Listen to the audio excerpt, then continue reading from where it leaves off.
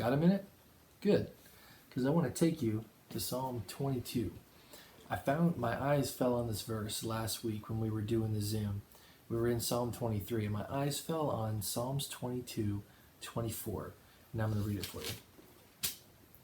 For he has not despised or abhorred the afflicted, nor has he hidden his face from him, but he cried out and he heard. It's so good to know that when people hurt and when they're in trouble or when things are tough, that God hears them and he doesn't despise. Mm-hmm. He doesn't say, well, your affliction's not that great, or, look at what everyone else is dealing with. Mm-hmm. And what also is really cool about this is it doesn't say he heard the Jewish person, or he heard the modern Christian, or that he heard only those that go to COPI. He said he heard those who were afflicted, mm-hmm. and he was not abhorred or offended at all at what they were going through. Right, when so, they cried to him.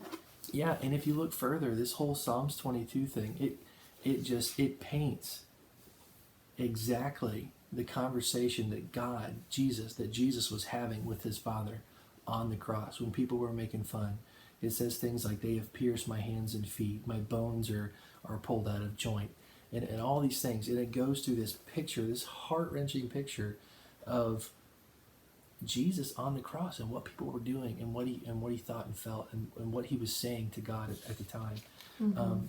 But in response to that, God has borne our sicknesses and diseases. He has borne our afflictions. Yes. Thank you, the chastisement of our peace was upon him.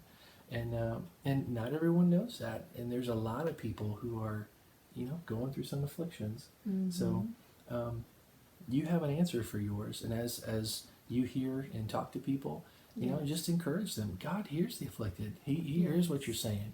Amen. You don't have to have been in church all your life.